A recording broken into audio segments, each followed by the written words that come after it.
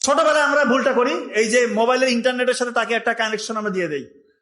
প্রথমে দিয়ে দিচ্ছি কার্টুন, এরপরে সে ইচ্ছে মতো যখন একটু বড় হচ্ছে সে ব্রাউজিংটা শিখে নিচ্ছে।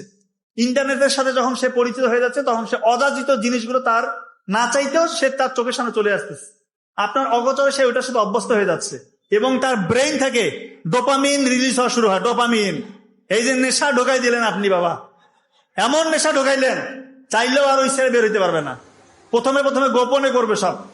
আপনার অগোচরে সে মোবাইল থেকে যত ডোপামিন বের করার স্কোপ আছে, সেটা অশ্লীল ভিডিও হোক, জুয়া হোক, খারাপ যে কোনো পন্থা হোক, যে কোনো আনইউজুয়াল জিনিস থেকে, যে কোনো খারাপ পন্থা, যতগুলো খারাপ কাজ দুনিয়াতে আছে এগুলো যখন আপনি করবেন আপনার ডোপামিন বেশি বেশি রিলিজ হবে। আর ডোপামিন যখন একবার আপনার ব্রেন থেকে রিলিজ হওয়া শুরু হবে, আপনি যখন এটার সাথে অভ্যস্ত হয়ে যাবেন তখন আর আপনার ভালো কাজে ভালো লাগবে না।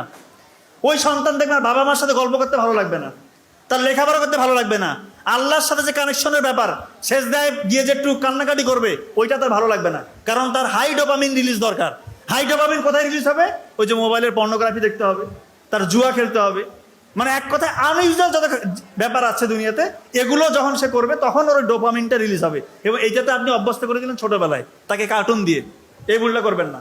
বাচ্চা কাচ্চাকে দয়া করে মোবাইল ফোনটা দিবেন না, এইটা হচ্ছে সব থেকে বড় গুরুত্ব আপনাদের জন্য।